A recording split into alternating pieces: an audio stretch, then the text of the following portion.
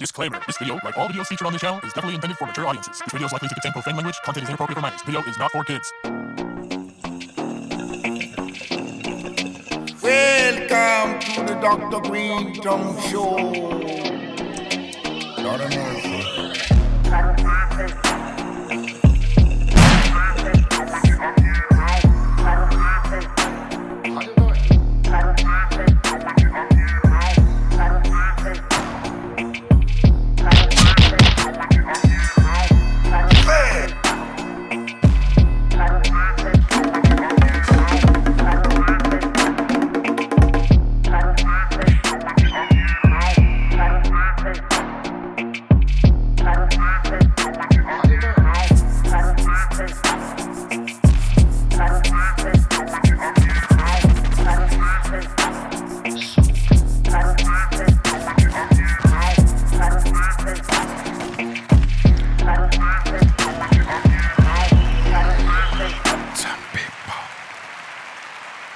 Yes, give me love. It's the Dr. Greenthumb Show live, YouTube, Twitch, Discord, and the home site, breal.tv. Hello, it's Dr. Greenthumb. And to my right, the legendary hitman Julio G back in I'm the back, house. everybody. I'm out of jail, so we're back. How many weeks in the bounty did you do, blood? No 2 weeks stint. No big deal. All right, cool. Yeah, everybody's good in there. I'm just joking, everybody. No, but thank you for having me back, man. I was gone for a couple weeks, so we back at it. Word up. Yeah, that's right. And the legendary Psycho Les in the building. Salud. Happy Tuesday. And, we got the Treehouse crew, Rah Rah, and the Dominator. What's up, y'all? What's Good up? afternoon. And another legend, the strong one, Steph Tone. What up, everybody? Happy Tuesday. There you go. The Treehouse. That's right. That's right, back from tour. Same All right. team. And another legend, Master Car Builder, right here, my man Joe Ray in the building. Current president of Lifestyle Car Club. Legendary, bro. Legend. Lifestyle Car Club, legendary also. That's for sure. That's right. For sure, bro. We're going to talk about I'm this, just- Julio. I'm I excited know, 'cause I because love that guy. we all, like the three of us have grown up seeing Yeah. Lifestyle Cars cruise down any For sure. boulevard. For sure, bro. And I was once a member of the club. Yeah. And I will talk to you my stories. Or I'll speak of my stories. And another legend in the building, the mighty Perro Loco, Sendog. Yep. What up, everyone? Good to see everybody. Yeah, Sendog's more of a Harley dude, Joe. He never popped the Lolos off, but he's, in the Harley game. No, but I did at one point. Remember, I don't know if you guys remember. I went to a couple of your guys' functions and whatnot. I don't know if you remember. I was there. You had a Regal. You had the Regal. Yeah, exactly. I had a Regal back then. An 80-something Yeah, Regal. and I was there. I was chilling with you guys at the. Sin, you kept your Pops Regal? Is that true? I or- kept or- it for many years, and then I got rid of it. Oh, you got rid of it, huh? Yeah. Man, that was a nice Regal your dad had, man. Yeah, I should have. Gangbangers love that Classic. car. Oh, classic, bro. Let's not talk about the Regal. That specific Regal, I sold it. that specific Regal, That's a story. gangbangers love that car. There was an 83 83. Was it Burgundy? Burgundy 83 Regal. As you could imagine, the Damus was loving Love that that car. car, yeah. Now, Joe put together some of the iconic cars in the lowrider industry and the culture and all that. I got to see those cars growing up in every magazine. The lowrider magazines, the covers, the centerfolds, the articles, and all that stuff. And then eventually I joined Lifestyle and got to see these cars in front of my face and got to see the leadership. Because when I came in to the club, someone else was running the club, but out of popular demand, they called my man Joe out of retirement because his leadership is like no other, man. And I got to say thank you for putting me up on game back when I was in the club, because it taught me how to ride right and how you put together the cars, and just the whole structure of the way that the club works is amazing back then, for sure. And it hasn't changed. It's pretty much what was then.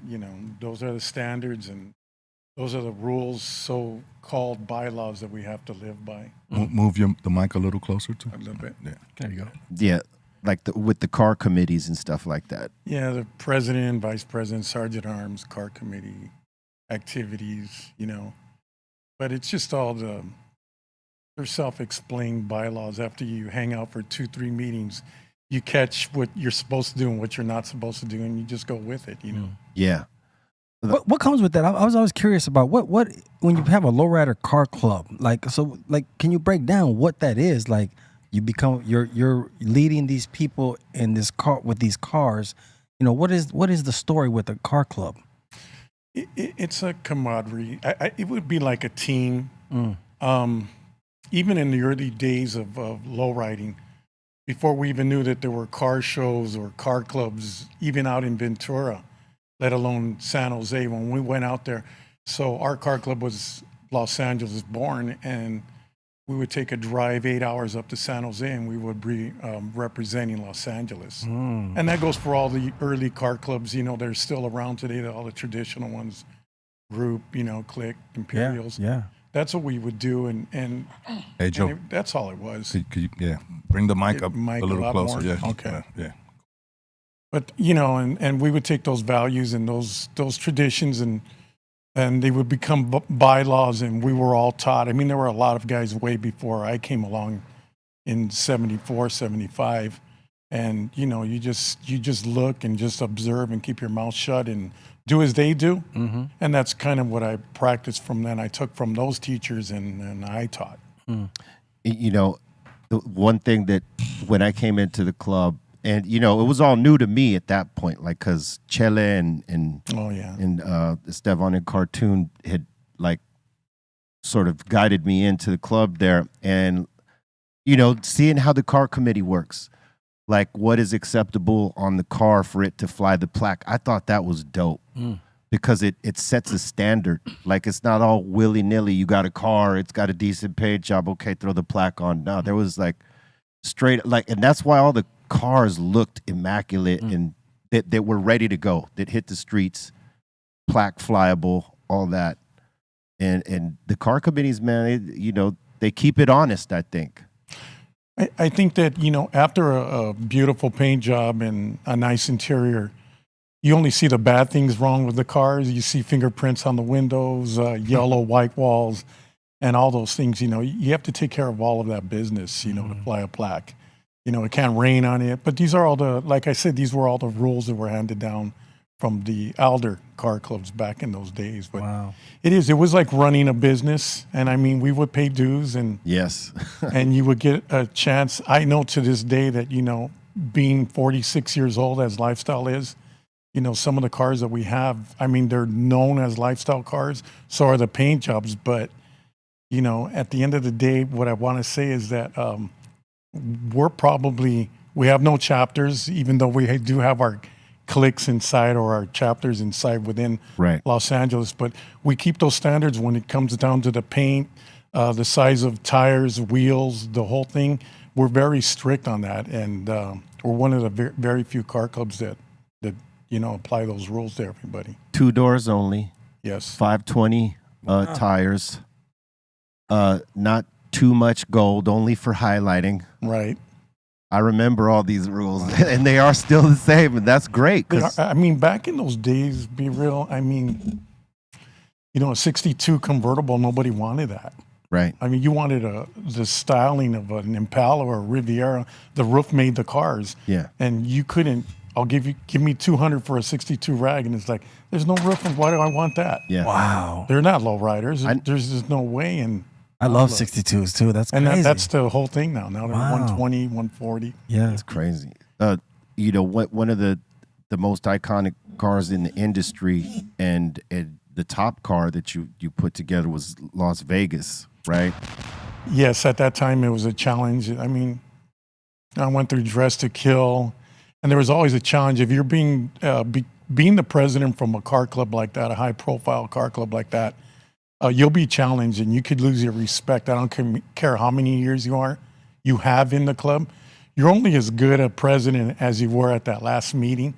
So I always had to up my style, and I was into, you know, Yeah. I was into designing and color coordination and theming out cars. So, you know, to keep my job and to keep the club going, and that's how I ran the club. And every car show that we used to promote or do back then, you know, we had to go from the Shrine Auditorium to the sports arena, and we went on and on. But we always had to up the level or raise the bar on everything. And eventually I got a chance to do a car like Las Vegas. And to this day, I still, I travel all over the place, and people still ask me about that car. They were this high. I mean, when you look at it right here, you see like Beautiful, man. Look at that. that's just immaculate, and it's a Lincoln.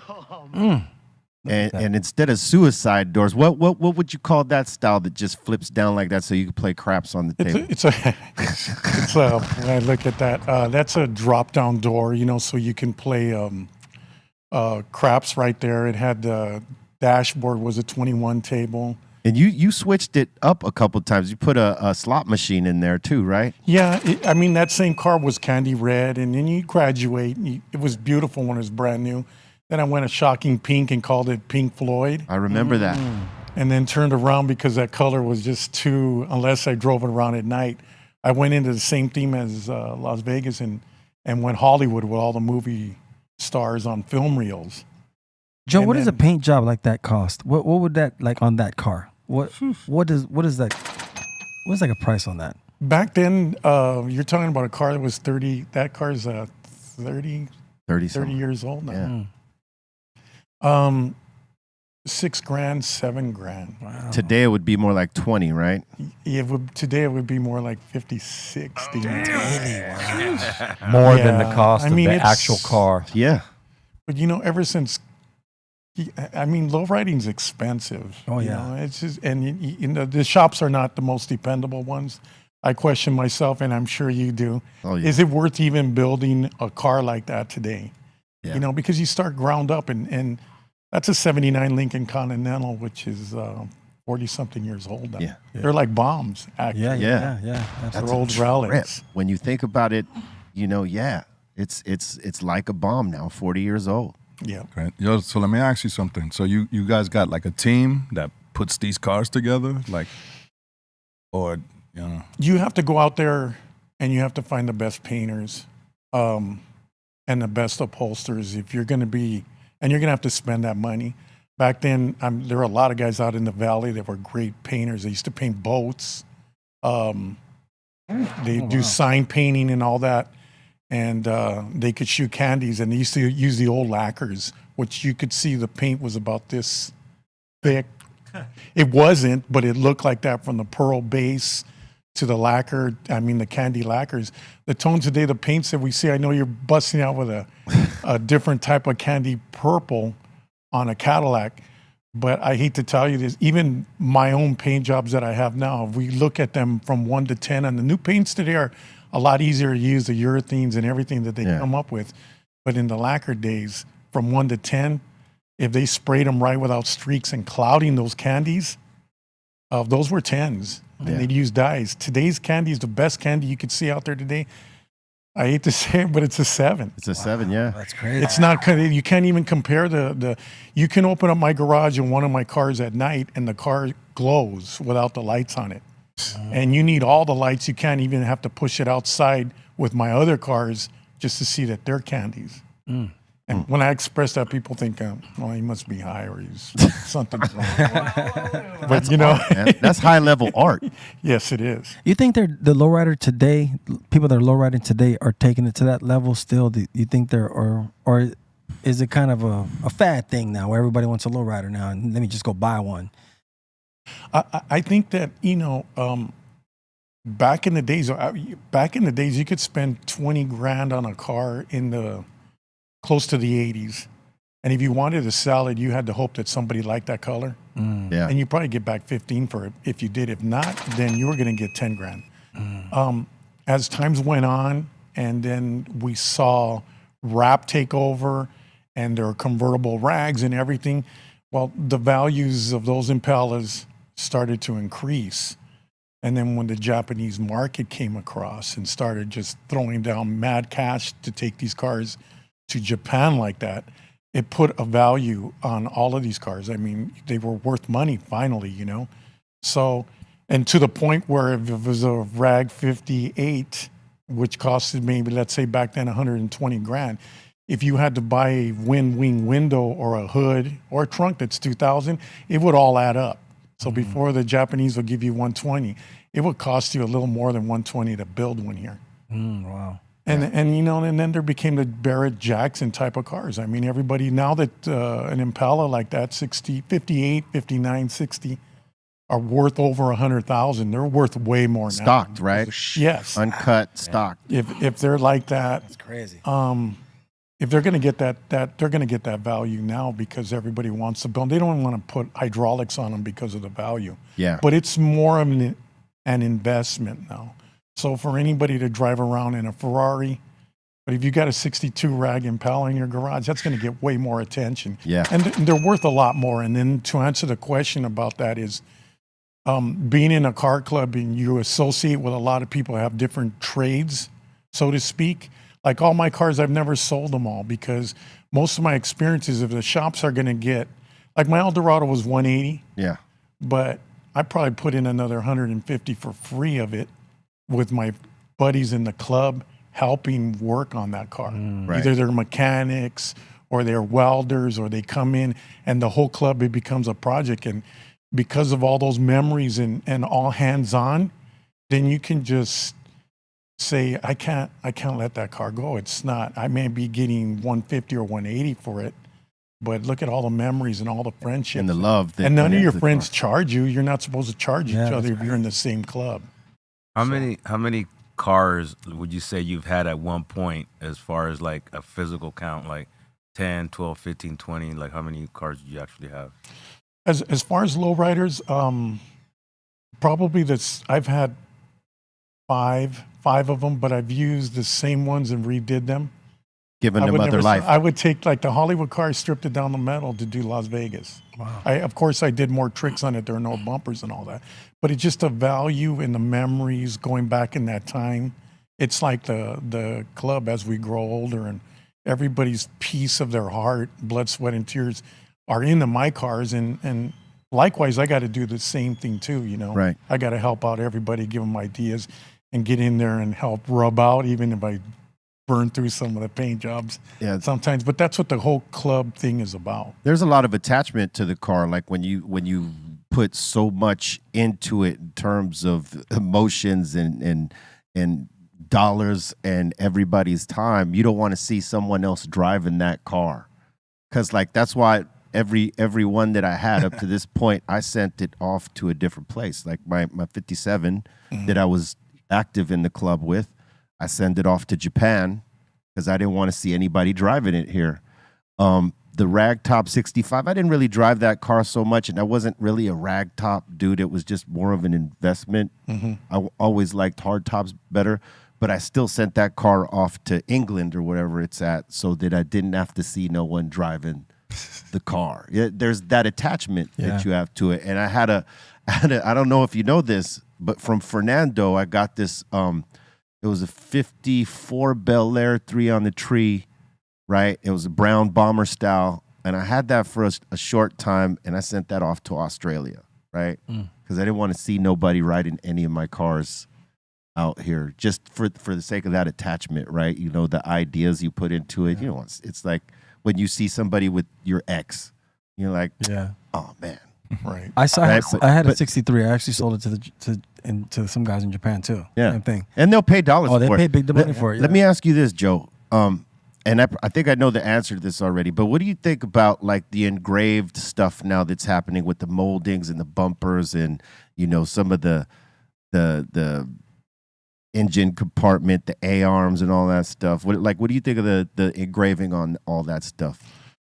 My personal opinion, and when we do car shows, and I'm involved in that a lot now across the country, the rules or the points that you get, engraving could be 15 points. So there's no limits in building a lowrider. It's beyond imaginations. Right. Everybody puts their personality into it. And I think the engraving goes a little bit too far in my opinion. I think that things should be seen, not noticed, but then you saw my Las Vegas car was kind of loud, right? That's the thing with lowriding. There's a line that you can cross, but barely, and you shouldn't go past that because, you know, the hot rod guys, muscle car guys, they Chip Foose and all them guys, they can build some vehicles and they don't have too much that you could see their things, they built $3 million cars. Right. And I've done the hot rod show where I walked around a car, and there's no way that's $2.5 million.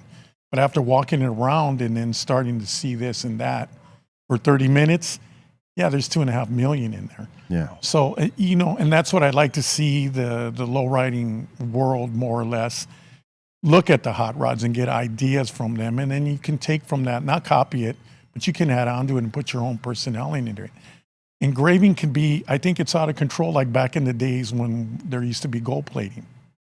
So, you know, what I may like chopping a top, I think you can only chop tops on certain cars, not just to get points, because some chop top cars are ugly. Yeah. When they do that. I mean, you're trying to enhance the body lines, because today's cars are more, the windshields are laid down and they're more sleeker, and that's nice about today's new designs. But if you can redo a complete car and change it around and keep that style, that's great. But if you guys look back at all of this from 1955, because pre that is all the bombs, 55 to in the 80s, even the G bodies, you're looking at a span of almost 30 years of cars, which are certain makes and models, Pontiac, Buick, Cadillac, Chevrolet, and there's only so many models that we use and continue to use and live in the past on them. When you look at it, there's probably only 40 designs. If you've seen 162 Impala, you've seen them all. Yeah. And they get tiring. And you got to modify them. I mean, there's ways you can take off the door handles. I mean, there's you can incorporate a modern style interior. They're dropping LS engines finally into. Yeah. There's little things that you can do to those cars, not too much, because then it's sacrilegious if you shave too much on a 59. You know what I mean? I want to ask you about hydraulics. When I had my lowrider, I wanted to hop it. Like that's what I want. It was my first lowrider, so I was like, man, I want some hops in this thing. You know what I mean? Right. So, and that was fun. I used to go on Crenshaw with some friends of mine, and we used to lowride, and we used to go around hopping on people, and it was fun. But I was wondered, there's some people that don't like hydraulics. I had friends that have had their like 60. Matter of fact, Easy E, rest in peace. Easy E had a white 60. I want to say it was a 63, and he told me he didn't want to cut it. It was like, nah, I don't want to cut this, man. I want to leave this original like this. Like, this is how I like it. You know what I mean? So can you explain how that goes? Like, in the lowrider world, it's like, you know, when the hydraulic hopping thing is that kind of mess it up, or is that a good thing for lowriding, or? The hopping world in lowriding is a world by itself. It's a separate thing. That's what I want to understand. And then there's the guys that hit the streets or the shows. And then that's another world by itself also. Hopping's a macho thing. If you're going to go down Crenshaw, you better be fully equipped. But the thing about it is you can destroy your car. I've seen everything from hopping a tall can back in my days, and now all the cars lay back on bumper. And it could be said, you know, I've seen that before. Or, you know, there's different classifications, one pump, multi-pumps. Yeah. And then you got to check out these guys with their weight and how they shift it and what they do. And, you know, I've seen big body 4-door town cars, back bumper. Yeah. The El Caminos are out there. The G bodies are out there doing what they got to do. But, you know, the cars can only take so much before they start to take that wear and tear. And if you have a nice paint job, your doors start to touch the jams, and they start to chip the paint and whatnot. I've always liked getting up quick. I've been a 3-4 battery man most of my life. Okay, that's what I was curious. If I ever had 6 batteries, 2 of them were probably no good. Yeah. But yeah, I mean, whatever gets you up just enough so you can cruise to wherever you want, and whatever when you park gets you down on the floor, that's all that matters. And I say the same thing today for like some guys, you know, airbags, or if you have a 58 Impala, you don't want to cut that. You don't want to ruin its value. Well, it still belongs to Chevrolet, and the heart and soul still belongs to Chevrolet until you cut it. I don't care how much money, then you shouldn't have bought that car. If you can't identify yourself within your car, lift that thing and drop it on the floor. And a lot of guys, if they do undercarriages, they like to keep their cars up like 2-3 inches to protect them. Right. It's like you're going to sell it. I mean, if that's your investment, then you're not enjoying it. And what kind of investment is that? Yeah. Turn it into your own make, your own creation. Hydraulics, they leak oil. air. had They that leak air or airbags. They leak air too. I mean, the rides. If you understand the perspectives and the weights and the shocks in the front, a lot of guys in hydraulics don't like to put shocks, and they should. Yeah. They still get up pretty quick. Not for hopping though. But I mean, if you gave me $10,000 right now and I lifted your car with hydraulics and I did the other one in air, they'll both ride the same. One's going to pull up at a street Faster. sign Yeah. and go up and down on you while you're waiting to fill up your little air tank. But it's cleaner, and people don't want to necessarily be nicely dressed and get out of their car and go and repair it, because they both have to be repaired. I used to go Worlds. to that. Yeah, I used to go. I used to break pins. When you're in a Oh, suit, man. you have to get underneath your car, so one leaks oil, one leaks air. At the end of the day, they can both ride the same. It's all in the install, and the equipment you buy. That's all it is. You're right. I had a lot of batteries in the back. So coming home from Crenshaw, that's why I had to get actually rid of the car, because I got followed home a couple times. And so the guys I used to roll with, they were from South Central, so we would be cool. But once I left them, there's a lot of people on Crenshaw. They see that car, they're following you. The they wanna see- wolves. oh man, they seen me. So I knew these guys were following me, and I was trying to get out on the 105, but this whole back thing is just swaying because there's so many batteries. I could only do like 45, 50. I was like, oh man, these guys, they're gonna follow. They actually followed me home. That's why I got rid of the car, because they seen where I lived, because I took the car there, and I said, oh man, they already know where I'm at, man. So That's it. gotta go, bro. But yeah, that's why I wanted to ask you about hydraulics, because that's the lesson that I learned, because it was my first time in. I didn't understand, like what you said. I didn't need all that. I just needed 2 or 3 batteries just to. Yeah. But me, I once I got the batteries, and I just wanted to go cop crazy. So it was. I loved it though. I had a lot of time, like good times on Crenshaw for sure. Joe, That car. when's the last time you took a SWAT? Ooh, maybe about a year ago. A year ago. Yeah, That's pretty recent. after the first 5 seconds, you want to fight. You want to bite, or just, I don't know what you want to do. The first 5 seconds, they can hurt. And when you're an officer, you have to take 2. And whoever those sergeant at arms are, Oh yeah. they want to impress the They whole want- club. They they- like all of that. Oh, yeah. It's like, hit me again. And then, you're bruised for like 2-3 weeks. We've had broken paddles. We've had broken hips. We've had, Yeah. and there's no speed. You're supposed to hit everybody just evenly all the time in case they do something wrong. If they're late for a show, or they didn't show up, or this was mandatory, or your car was dirty. So you take a SWAT. And a lot of clubs don't do that. I've taken the SWATs. Wow. There was some I deserved, right, for sure, and then there was a couple that you did by example. Like, okay, this is why he's a dope leader. Let me tell you what, the speech you were giving us this day, right, was about everybody stepping up. Like some folks had previously, before you got into the club, they got in without cars being ready, right? They were sort of in tow. Like, so what are you going to do with your car?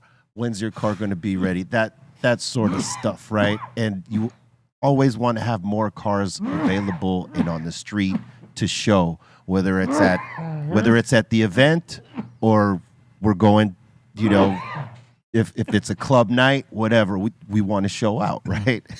He was making a speech how everybody got to step up, because we're lifestyle at that point, 20 years in the game, I think, or something like that. And he says, you know what? Just to show you that we're all going to step up right here, I'm taking the first SWAT. Meaning we're all taking SWATs this night. Everybody took a SWAT. Everybody went down. Everybody went down. Who gives the SWAT? And no one saw that coming. Wow. Yeah. Is there Is there a designated SWATer? Like, Yeah, that's that's his the thing. position? The or- sergeant at Sergeant at arms. Wow. But So, yeah. you always want to run. Even my poor brother, I treated him the worst, just to show everybody that I was on even keel, straight level playing field.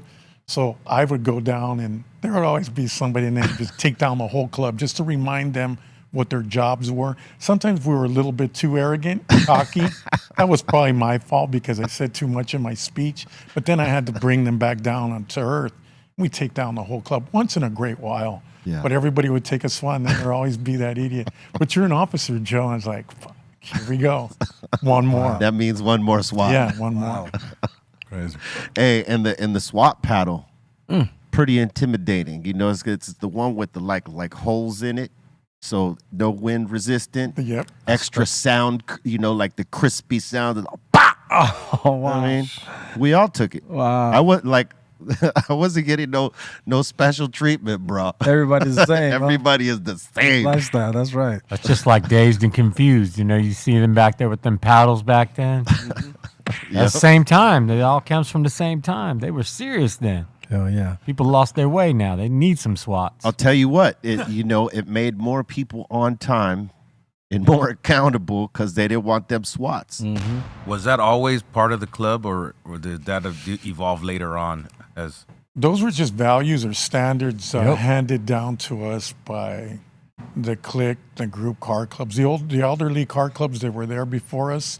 That was their way of punishment. That was their law, that what they meant, and this is the way it is, or, and we carried those traditions on. A lot of car clubs let go of that.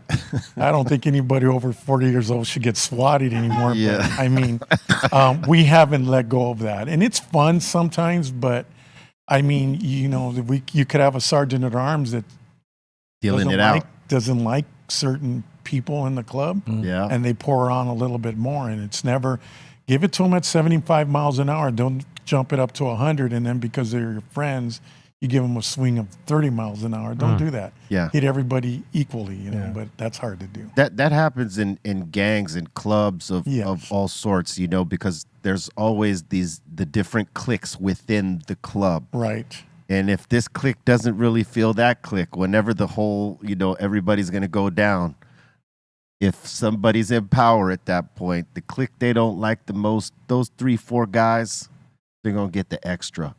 You're going to hear that extra loud snap on that paddle. We would do birthday swats, if you remember. It was Birthday somebody's swats. birthday, then anybody could swat that person if they were the highest bidder. So guys would throw in 10, 20, 30 bucks. It would be like an auction. Wow. And they would get a chance to take a swing at that certain guy. It was fun. Brought a lot of money to the treasury. It was hilarious. That's dude. crazy. It was hilarious, man. Joe, I want to ask you about. I know Lifestyle's been around for a long time, and I want to ask you, what is the relationship with the police? Because I know at this point they know what lowriding is now. It's not something new. I mean, so did you guys have a good relationship with them, or bad, or how did that work? I grew up in Monterey Park, which was just a little bit up the hill from East Los Angeles. So I dealt with Monterey Park cops, but north of that was Alhambra cops. To me, back lowriding in my days, if you got busted for too low and they found out you had hydraulics, it was a $32 fine. Wow. So it wasn't bad. I would make, $250, $275 a week. So it wasn't too bad. And I would let them go to warrants. And then when the warrant, I just pay the bill, because if not, you had to take your car down to out just not too far from here, and they would on Washington, and they would check your vehicle, and they would make you weld up the holes for the when you cut out the cylinders, and look at your trunk and make sure you took everything out. Wow. So when I got popped, I had 3-4 warrants all the time, or no registration, but I had a beautiful paint job. That's all that mattered. And you had to know your kind of towns that you went into. So I drove my car most of my life, the good old days. When I drove all those cars, I drove to work every day on 520s. That's crazy. You had to know what areas you were going into. Yeah. And you also had to know, you could spot a cop coming 5 miles away, so to speak. So you just hang in real cool, like you were minding your own business, and pull in a lot, get off, and walk around your car and pretend like something was going wrong with it or something. And then you look back and you wait for that car to disappear, the cop car, and then you get going again. But there were places like Orange County sometimes, but Whittier, where it was like Nazi Germany. If you went to that area, Really? lowrider, Montebello cops will come and escort you out of their city. Yeah, unless they stopped the cruising in what all year? of It was 76, 77, they stopped it again for the last time. Because there was always fools out there, one or two of them. Yeah. They would ruin it for everybody. But now, today's times, when they see you, I mean, they're more worried about the cars spinning around and driving 100 miles an hour and a quarter. A lowrider is relief to Lowriders like, hey, can I see your car? Can you pull over? And They check out. They admire it. Yeah, they have to. Yeah, because a lot of cops. Yeah. A lot of cops have lowriders. Yeah, yeah. Well, everybody has them now, but I mean, a lot of law enforcement out there has lowriders now. That's cool. Hey, when you see lowriders here on the West Coast or here in California, a lot of them figure oldies and like Zapp and Roger and funk type of joints. But I know you were bumping a different playlist in your ride, and I know that because I've rode with you, and you're one of the incantations of your Lincoln was Pink Floyd. Right. So you rocked more like Pink Floyd and Zeppelin and things like this while you were riding, right? Something like that? I don't know if it had something to do with the bigger cars and they move faster. I mean, a lowrider today is, we call it cruising, but it's almost like if you're in a parade. Yeah. Everybody wants to see it. I mean, and you're floating along. It's a show. You're like a float. It's a show on wheels. But you like to jump in that first lane and cut all the way across and move, because people look at lowriders like, oh, they have a little 283 engine. My Buick had a 455, so I moved in it. Yeah. But in my era, I mean, disco, the Bee Gees were coming along, and I liked Led Zeppelin. I liked, Motown got me into Creedence, the Beatles a little bit. I got scared when they started growing their beards and doing drugs and all that. But then I got into Led Zeppelin. My brother was a lot more mature than I was, say. He dabbled in all kinds of things. He knew a lot more. In fact, he told me, I want to get a lowrider. He goes, you got to get a Riviera or an LTD, and you should get a New Life car club. So that's the first, the first car was the Riviera, yeah? Yeah, and then, I had long hair. I mean, I don't know what it was back then, but I really liked, I liked Led Zeppelin a whole lot, and I understood it. I remember my first beer I had when I was 27 years old, and my brother came up and he goes, what do you think? I go, man, I heard Led Zeppelin. It's like starting all over again. I had a few beers. It just sounds different. He goes, wait till you smoke some pot, and Led Zeppelin's even going to be better than that. He used to tell me stuff like that. But yeah, I like Van Halen. I like Pink Floyd, The Doors, and all that. And I still, to this day, listen to that. But to me, oldies were more or less for the bombs back then. If you go down Whittier Boulevard, oldies, most of them were sad songs and love songs, and I wasn't into that. I was fast paced, and I liked all that stuff, and I liked that style of car, the sleek, fastback style. So yeah, I was into all that music. Today, though, I appreciate oldies a whole lot more. In fact, now I'm starting to get into 80s music now. Okay. I appreciate it now more than that, but it's a universal language, music, and that. So yeah, I used to hate 80s music. Now I could totally listen to it. I'd be like, oh yeah, this was kind of banging. Why did I not like this shit before? But like when I heard you bumping like the Zeppelin and Floyd and all that I was like, that's awesome. Because I mean, that's the stuff I was listening to before I got into hip hop, like it was the stuff I knew beforehand. Mm-hmm. So like, and when when you're young and you're growing up and seeing the lows cruise by, there's certain sounds you hear, right? But like that one I had never heard, right? Like a low bumping Led Zeppelin down the street. And I was like, yeah, this is what I would totally do if that was my time. I'd be bumping this. I'd be bumping Black Sabbath, Zeppelin, all that, because it's what I grew up to. And that's why I knew it was different. You were more open-minded. I knew the rap stuff wasn't necessarily your thing, but just the fact that you were creating, cars like this and then rocking those type of songs, I mean, that just put it to a whole other level for me. I was going to ask you, so you have a lowrider, a system is mandatory.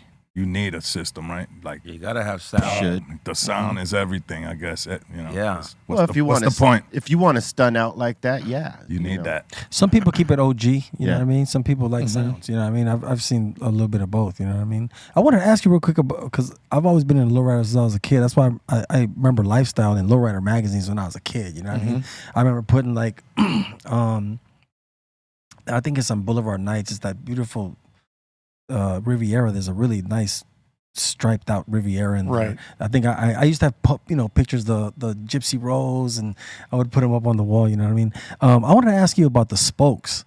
Because I remember my cousin, he had like when it went from Krager's to spokes, I think it just stepped the game up when it in the lowriding game. I was curious, what do you like? What's your preference in the spoke game? You know, when I started off, Krager's were like $100. They were $132, Wow. and this is 75 or pre. And if I was making 250, 275 a week, you know, I would make payments until then I got, or Cal Chromes, they were only 100. And then there were the Supremes. So in 1976, I saw the first true spoke wire wheels come off with the lugs. True spokes, yeah, that's right. Yeah, and I remember a car they pulled up and he goes, "This is it right here. Everybody's got to get these," and they were different. And I said, "How much?" He goes, "They're $300."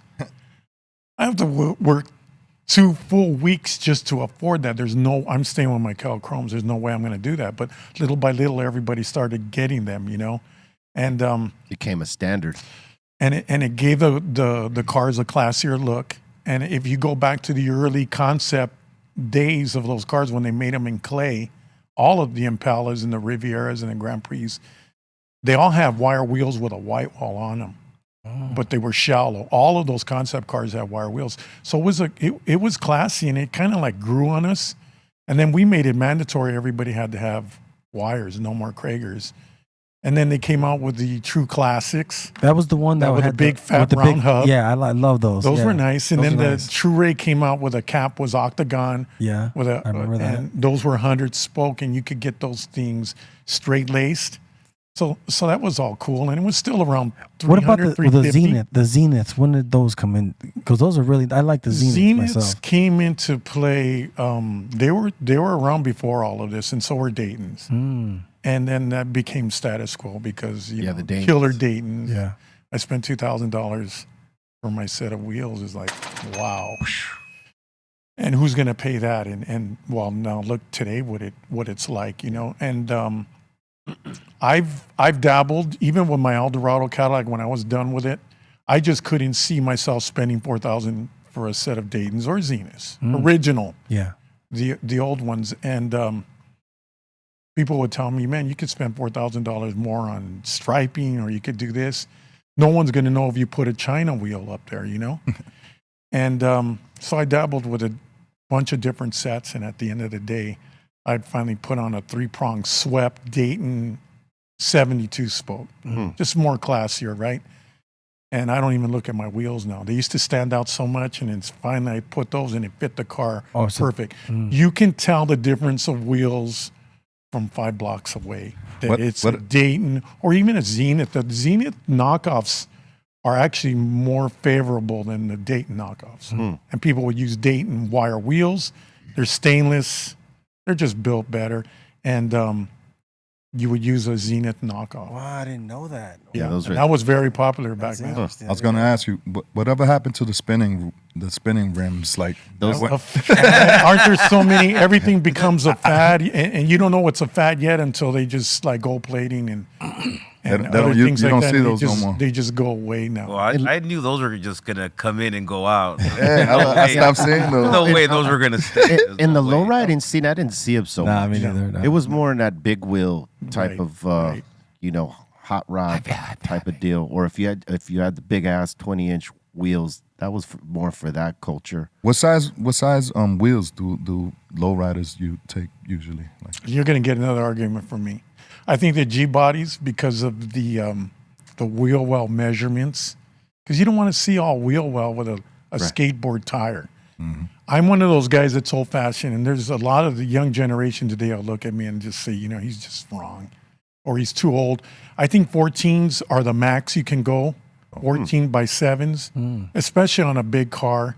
But like on a smaller car, like a Camino or some of the Monte Carlos or the Regals, It's a 13. a 13 looks good on them. You put a 14 on them sometimes without that much armor on them, they look like they're big tires. But for big cars like a Cadillac and all that, 14s for the perspective of the wheel wells. And Yeah. it's not so much about safety. We're crazy anyways, but a lot of guys go 13s because they think it's radical, or I went all the way, no limit. I put 13s on my car, and then you see the top of the tread when it lays yeah. out. And it's on a heavy car. That's not cool. Yeah, on a heavy I don't car, it support just teams. it looks like the tires are just waiting to explode. Yeah, yeah, oh yeah. And Joe, I want to ask you, like, Lifestyle Car Club and all the rest of the car clubs. So do you guys like meet up at places and show each other's cars off? Is that the whole thing with the car club? Or is it a competition at all? Or is it a we admire each other's cars? How does that work in the car club game? Lifestyle. There's competition. Believe me. There's in the early days there was competition. It was a gang on wheels back then, of course. It was a different type of competition back then. But as the cars, and the paint jobs and people got to customize their cars more and enjoy that. Yeah, it became competition, like who has the best team or car club out there. And then car shows came along, and then you would compete to see who won paint, who has the best interior, full custom, whoever won. Yeah, there's a lot of competition. Not just going down the boulevard. Anytime you went down the boulevard in those early days and you had a 72 Caprice and one went by you and it was orange and all these colors on it, and that was the paint job, and yours was, say, just silver with a black vinyl top, you had to get that guy, or don't show up on the boulevard. It's embarrassing. Wow. So the competition crazy, was man. already there before the car shows came along. So if you can win the big trophy and whatever that plaque is on the back window of your car and you're representing it, it means it's like winning the championship. How many trophies did you take home with Dress to Kill in Vegas? Just to Kill, I would take murals, paint, interior, chrome. Damn. Crazy. Vegas, it had a chrome frame, so I got undercarriage. I got murals, interior, of course, full custom, paint. Yeah, I would win all of that for a little while, but it got kind of old after a couple years because if I said, and I wouldn't be lying if I had 20 feet of people around that car when it first broke out. The next year, that crowd was only 10 feet, and I knew the third year, they would probably just walk by and just glance at it because they had already seen it. So I didn't really want to burn out my cars. And that's the same way I am with Lifestyle. I don't let us really go out to everything and burn out the cars. You've seen it. Select dates, yeah. And then you know that when you go in the shop today, you may not come back out for another 5-6 years. So if it's a revolving door, it's always cool to have 20, 30 cars to represent your club. And then so long as there's 30 other cars in the shop, yeah. But the day comes that you're only 30 cars out there, that's all you have. And then all of a sudden 15 or go into the shop, you only have the same 15 cars to hold you up for 5 years, you burn those cars out. Wow. I never thought of that. That's crazy. So that's kind of like... It's quality shows over quantity. Mm-hmm. Yeah, because if there's 10,000 people going to this show, why go to 10 shows with 1,000 people and show them cars 10 times? That's what I try to do. A lot of my members still argue to that point to this day. Well, we built our cars to show them, and they don't understand it. It takes like a couple decades, they'll come back. And we got it now. I understand. I think you're right saying. about that. Yeah. Like, the less is more in that you don't burn out the cars because, how many cars did you flip, throughout your career in this, right? Like so many different, reinventing of, right? And I think in this day and time when there's so many events, if you keep on that sort of, you got to reinvent a lot quicker than you would have. And that's a scary thing today about all the car shows that are going on. Yeah. Yeah, you're going to burn out all the cars that are out there. I mean, what do you expect them to do? They got to pay to come into the shows for their fee, right? Yeah. They got to pay for their display, fill up that dually to bring that trailer out.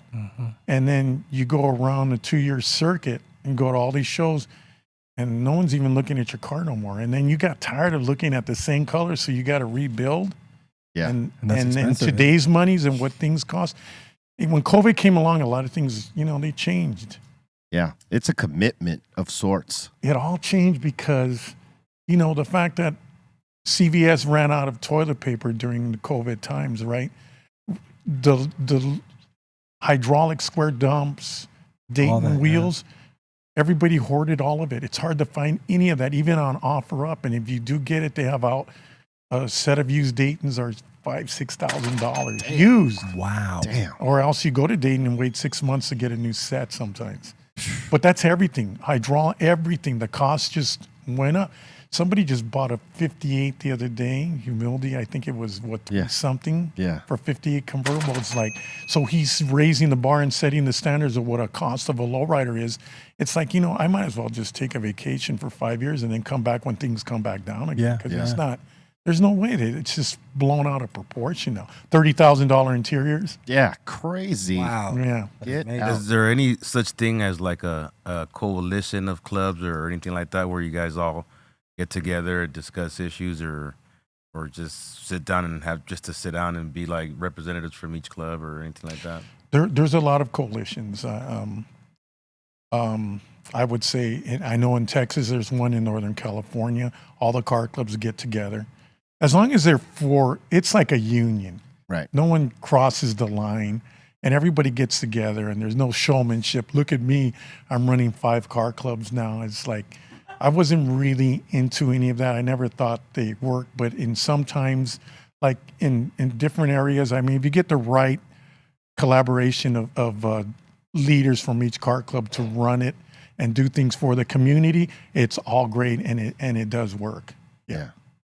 What's the craziest thing you've seen at a super show? Because that's one of the quality shows, right? There's so many shows that happen, but you've always been like that in terms of saying, quality over quantity, and the super show is the quality show because it's the big show. That's a big show, yeah. And you've done plenty of those. What's the craziest thing you've seen at a super show? This last Cinco de Mayo show that we had, Original Lowrider had in the convention center, 2 days, 2 floors. There were close to 1,100 cars there, but there were 170 20 by 20s.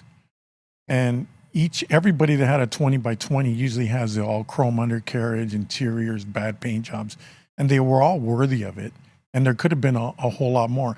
I've never in my life indoors having that many cars indoors at a show, not outside, all indoors with that much quality. So there was a quantity of quality. But even at the old days with the Vegas super shows, every year, there would be a new lowrider of the year that would come in, and there would be 3 or 4 that would go after that prize trophy. The 20 by 20 started to go up from 50 to 70 to 80. And you could see every year that the things would change. They were more innovative. We were evolving. The paint jobs, the undercarriages, what they would go, no limits on what they would do. Every lowrider just about out there, they're frame offs, which is crazy. Back in my times when I did Dress to Kill, I almost dropped a frame, and then somebody told me it'll never go back the same. The car's never, you don't do that, So I chromed the block of my motor, and that was like, wow. And that was back in 77. That blew people's minds. Yeah, when you did and then that. when you do stuff like that, or when I chrome the frame on the Vegas car, it's like, what? But now look at what they do, and it's like, yeah, there's just no way you can compete. And next year's LA show or the Vegas show that we're going to do at Mandalay Bay, who knows who's going to break out with what? It's just madness at the end of the day. And when you talk about competition, these guys, man, they've took every style and every idea that you can think of, and they're throwing down, man. I don't know where the money is coming from, but that's when you go look at an upholsterer and tell them $30,000, but you're not as good as that well-known person over there that does interiors, right? Like Gabe. Yeah.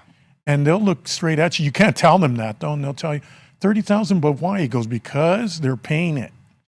Wow. And you got to wait 2 years, And it's like, people wanting to jump ahead of the line, right?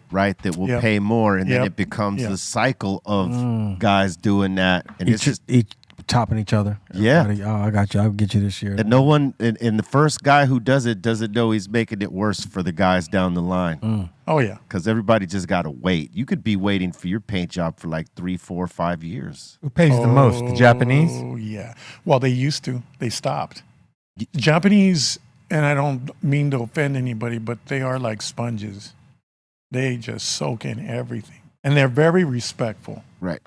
And I've known, because, they got the Virgin Mary tattoos, they wear the Pendletons and the khakis, and they respect it like a religion. Yeah. They would buy a lot of 58, they would buy all the classic all the 50s. convertibles and take them to Japan. And in 6 months, all the bondo and all the rust would come back up because those cars are all outside. Right. You know, and the racks wouldn't work no more. So they got tired of spending that money. They would come over here and buy the survivor cars, take them over there, and then paint them. And you could see their ideas. I mean, they're smart people. You can see the paint job now. So they've been doing this now for the last 10 years. They don't buy anything built here. They build it themselves. They build it themselves. But they only go to a certain level, and you can see the imagination that they have and what they can spend and do, because everything with them has a technique. You know, they sit back and get on their knees and smoke a cigarette and study you or study that car. They can build anything, and they just don't. They don't surpass us. They respect us. They can have they could surpass us and blow us But out of away respect, but out of don't. respect, they stay back and Wow, that's they're crazy. humble about it. And it's a did not beautiful know that. thing about them. And, Yeah, and their their honor. culture, yes. Yeah, because when you see some of the stuff they do with their cars, it's like, oh my God, if this thing hit the streets over here, like that factor that he talked about earlier, where you got like 50 people looking at your car at this show because it just blows their mind. Like, you know, they got cars like that because the technology that they have available to them. They'll engrave an entire car with patterns. Down to metal. If you can find a car like that needs no work on it, they'll engrave them and clear them, and here you go. And it's just like, wow, whoever thought of that? And they have their extremes, but they're limited. Joe, why do you think the 63 Impala is like or 64 Impala is like the thing that everybody The always coveted asks about? car. Yeah, why do you think that is? I like 60. I'll tell you why I think. myself, but go ahead. I'm sorry. I'll tell you why I think real quick, and you could maybe co-sign me or not. Yeah. I think the 64 got popular in terms of the rap generation Yes, that sir. came onto low riding because of Eazy-E, cruising down the street in my 6'4", because I don't think it was a big focus point of the style of ride at the time, right? In low riding, it was Square car. It was one of many cars. It's a square car, but you know, back in the days, that car, you know, we had the 76 Glasshouse Caprice that broke out. That was the king until the 77 Ford LTD came out. They look like limos, right? Oh yeah, that's right. The 69 and the 72 Caprices look luxurious. Now you have to remember there were no Cadillacs in the game yet until 77. And then you had the Buick Rivieras with their style and all that. But the 64 Impala, that what I could remember, it was a beautiful square car, nice lights and all that. Everybody had them. They were affordable, right? But they laid out like no other car. I mean, you would have to do some massive C notching in some cars to get them to come all the way down, where naturally the 64, the 63, and the 62 just, damn, they look like they were just subframe, right? Yeah. And that's probably why. But like Be Real says, yes, it took it to another level where everybody, that's all they want to do now are 64s and 60. People are starting to break away from that because they've seen one, they've seen them all. And then they went to the 59s. 59s were the king, then the 58s were. Then all of a sudden, here comes all the 57 rags are out there. Oh, yeah. But you do see a lot of 76 Caprices now getting built. Now Those are that's nice, too. big money now. Caprices are like that big body car. Yeah, those are man. nice. Everybody loves the glass house. And that's, you know, and I've said this the other day about 64s and 3s and all that, is when you jump in them, I mean, they look better convertible than any other cars, though, right? You jump in them and your partner's right there rubbing elbows with you. Okay. And then you go home and you jump in your brand new Ford pickup or your SUV and all, and you got all this room. If you ever sit behind a 76 Caprice, it's like a couch in there. Yeah. Yeah. You look back and the whole family's in there. And it's like, man, I could take all my buddies in this. This is it. And then I think then after people actually start to see the body design in them and that classic luxury look that they really do have, and then they get sold on them, and now everybody's jumping on that finally. And with the right paint job. Yeah. Oh, yeah. Every car style has a paint job that they should take and never go past the body lines unless it's something sporty or with a fastback. I like what you did with Hell Dorado because it's like more, it's simplified in comparison to Dress to Kill in Vegas, right? Mm-hmm. But it pops like so hard. It's just on another level. That car, well, that's me being bored. I think if I ever built a Chevrolet, it would be a 67 like Mike Lopez's Fastback or Cartoons Gold 60. Cartoons That was Gold, bad. That was a badass car. And the things you can do with just laying the window back and then chopping the roof, pie cutting it and bringing it closer. But the body style now resembles a 67 Rivies. I'd build one of those. I'd build a 77 Grand Prix. Yeah. I mean, we talk about your 57. Yeah. Going back to that conversation, that meant a lot to Brunick and Anthony, man, painting that car and that car that they went on in their lives. That car meant more to them than their own cars. You know that? Yeah. And that's what I mean about all of these things. But not getting off of that subject, there's only very few cars that I like that are different and luxurious and big that I would build. And you go back, like I went back again and I just did another Riviera, but this time, I chopped it and everything. Because you want to relive your youth, those days when you were driving, or you want to go back to those times and those type of cars. I had an 84 Coupe de Ville Fleetwood Brome de Elegance, but there wasn't too much you can do to them. As far like talking about the 64s, you could shave them and do a few things. If you take off the side moldings and say it looks like a Biscayne, you ruin the car. So you need to go to the right body style where you can shave them up and do more to them. See, so there's models and makes that you can do that to, and there's just others that just do not touch them, leave them alone, let them be who they are, That was sort of my flavor as well. Like, I like the bigger cars as opposed to the smaller, boxier ones. That's why I gravitated to the 57. Right. And eventually, the 65 I came across, right? It wasn't really, like, again, I wasn't a rag top guy. I like the hard tops, but it was still like a boat. Right. And I like that about it. That's why I think I tend to stay with the big cars like the Cadillacs and those Cadillacs are nice, man. When you see a nice lowrider Cadillac, some of them are deceiving though. Like, you would think like it's a Cadillac, it's a, big, a big pit and stuff, but like some of the Cadillacs are kind of built small, like the newer ones, like the 83s. Yeah. My Eldorado is a very narrow interior. There's no room in that back seat. Yeah. It's all hood, and it's mostly all design. I've always liked something that you don't sit into. Even a 76 Caprice, when I sat in it, I still felt that it needed a few more inches to be longer. Like, the Cadillacs, or when you look at that emblem on the edge of that hood, that's everything right there. And that's luxury, and that separates you when it comes to competition, especially if they have a nice design. Yeah, a lot of Cadillacs are square too, like the 64. Yeah.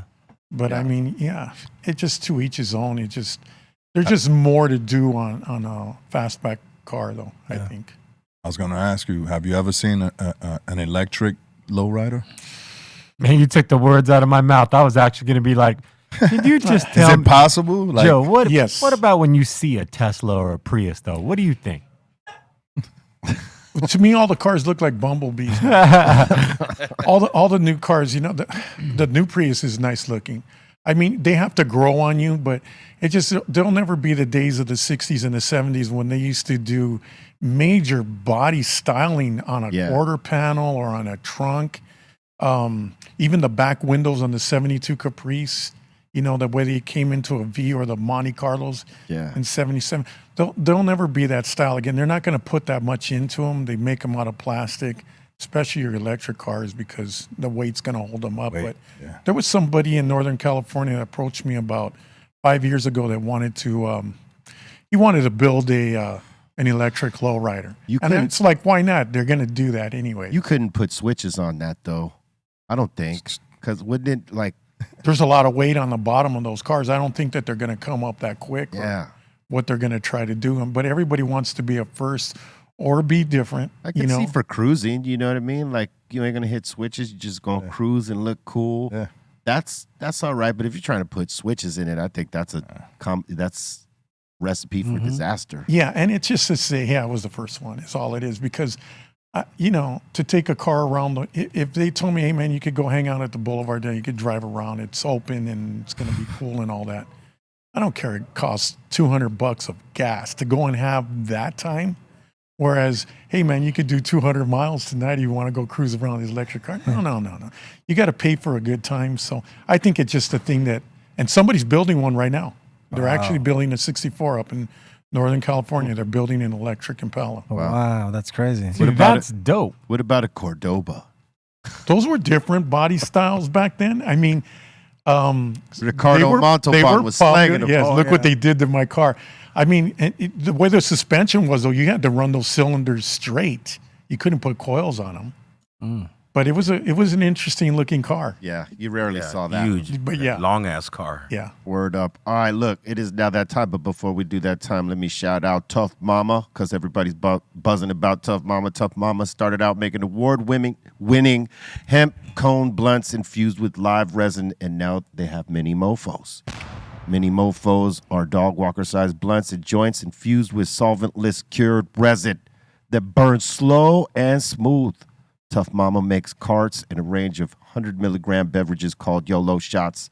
YOLO shots are great for making canna cocktails. They have a rapid onset of 5 and 15 minutes thanks to their nanotechnologies. You know what I'm saying? Also, look out for the Tough Mama Flower 8s. They are on the one. Salute to Tough Mama. And now it's time. This is where we get tortured as stoners, Joe. I don't see food right now. Prius and Tesla with their fake modern looks. I love it. The bumblebees. Time for submissions. Time for submissions. Time for submissions. Time for submissions. Time for submissions. Time for submissions. Time for submissions. Time for submissions. Time for submissions. All right. Need more cowbell. Yes, sir. All right. Do this. We got Andres Padilla. He says, you guys were talking about the cars yesterday. Thought I send you some videos from the Albuquerque Super Show this past weekend. All right. See what we got. Wow.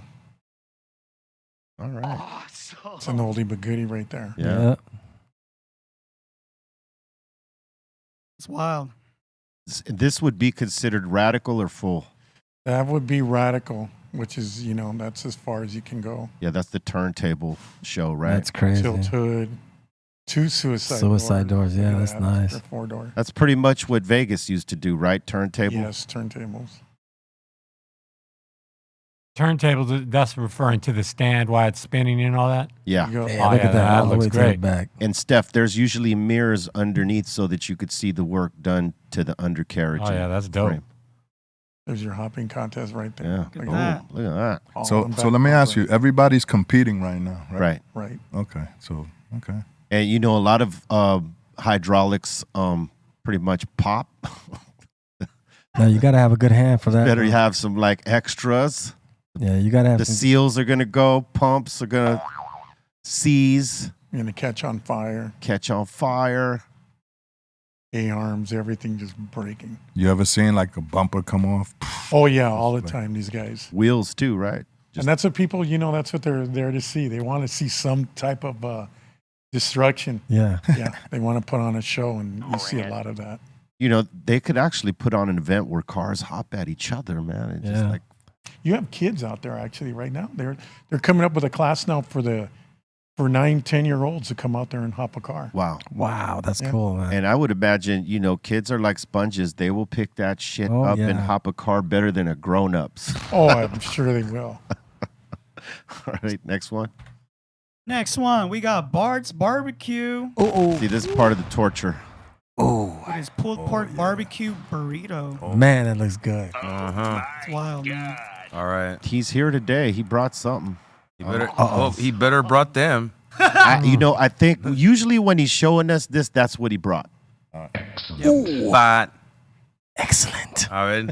Yeah, we got a guy called the Brisket King, Joe. Yeah. Because he is the king of briskets, but his barbecue game is, on the one as well. Salute to Dustin out there. And out there. He's literally out there. Bart's barbecue. Salute to Dustin. Next one is from Turbo Flax 777. He sends us this. Bruh. That's for Eric Bobo. Bruh. All right, that's a new sound. That's funny. Bruh. Well done. All right. Cool. Next one. Gauthar Gupta. Got these ladies right here. Uh-oh. Salute. Ladies are very young. They're on the come up. And after a while, you'll have to change them into bigger the pots. Says, God bless us and send good seeds. And this is in Germany. May They don't know Germany. it's gold. May you have a great harvest. Legalize. Wunderbar. Where will you be smoking this? In Germany, man, it's opened up. Yeah. Yeah, man. Coming up. Thanks to you guys. It's made in Germany, so you know it's Thanks to good you stuff. guys. Come on. Keep it real. Come on, man. Who else was doing that in Europe? You guys been touring Europe for the last 20 years, bombarding them with the weed game. Where do you think they got that from, man? Germany. You guys got to get more credit for that, bro. Willst du einen rauchen mit mir? Hey, check this out. Anytime I ever toured with Cyprus and we went to Europe, I don't remember other people doing weed stuff. It was just Cyprus. It was that. I don't remember another show that, oh, hey, those guys do the weed thing too. Nah, it was all Cyprus. So thank you these so guys. much. Yeah, You're thank welcome. these guys, man. You're welcome, Germany. Next. Next, we got Joe Parra. Said, I was looking. All right. It's a glowing glass piece. Oh, that's tight. He's got that's dope work by the glass maker, man. Yeah, that's tight. Said, I was looking through my cabinet and found this in the back behind an old grinder. RSO. Oh no. Handle it. Yeah, man. Nice. RSO. I like it. All right. Joe, we talk a lot about mushrooms on this show. Have you ever did mushrooms? No, but I mean, secondhand probably. Secondhand. I mean, look at all my close friends. Yeah. You've been around a lot of cats that party. Oh yeah. So you vicariously lived through the friends that partied. Secondhand smoke everywhere. All right. They're all still my best friends. Right on. Hell yeah. Next one, we got Tacos Homeless, and he just joined the insane asylum. Right on, man. Thank you very much. Thank you for joining. Tacos what? Tacos Homeless. Homeless? Tacos homeless homes. All right. Next up, we got Tattoos by Fabian. He got Colton's mugshot, apparently. Oh my Damn. God, you got Colton's mugshot. That's hilarious. That's totally I love it. that's bad, man. Kalamazoo, Michigan. Yeah, he's out in Kalamazoo right now. That's right. Oh, that's funny, dog. He was previously in the forest finding himself, but he got found. It's an uncanny resemblance. Oh, that's funny, dude. Next. Next up, we got Jorge Cisneros. He said, here's some wild-caught mahi-mahi ceviche I made the other day. Okay. Well, that's good. All cooked in fresh lime. Okay. Oh, man. It's not fair. It's not fair to us right now. I like it. But that's cool. I'll remember this. Next. Yeah. It's all right. We got Bart's outside, so I can't be too. We got the finished product right here. Oh, there it is. Ooh, That looks hey. good. That looks saucy. I can't wait to put one of them burritos up in here. I know, right? That looks like good work. Bring it. Next up, we got El Masudo celebrating his anniversary with his wife. Hey, happy anniversary, man. Happy Happy anniversary. anniversary, homeboy. Cheers. Wearing one of my favorite Cypress Hill. I was gonna say that too. That's one of my favorites right there. You know what's a trip? Yeah. I just barely saw this yesterday, right? The dude Pedro Pascal, right? He plays Mandalorian, and he's done several roles. Dude is a Cypress Hill fan. Didn't even know this. I came across something that they hashtagged us in, and it shows him maybe in his 20s, mid-20s, wearing our Latin Lingo Wow. shirt, and then he wore it again for something, and it shows him like as an older dude, like where he's at now, wearing the shirt. Wow, Those that's are tight, man. blew my mind, man. But you never know. Yeah, that's tight. That Latin Lingo was a hot T-shirt. Yeah. It was. Yeah, sold a lot. You're welcome, y'all.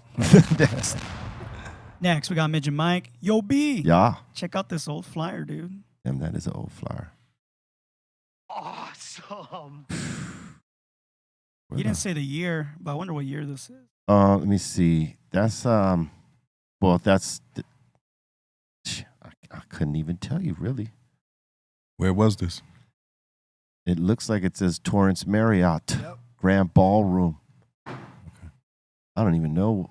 Y'all Nah. performed that at the Marriott? Yeah. Damn, that's tight. That was something that got canceled. Probably a promo show. Yeah, no doubt it had to be the Marriott. Those are the ones you really don't remember because you want to get the hell out of there. Mad hotel Walk people. in and walk out as quick as you can. All right. Next one, we got So Chris.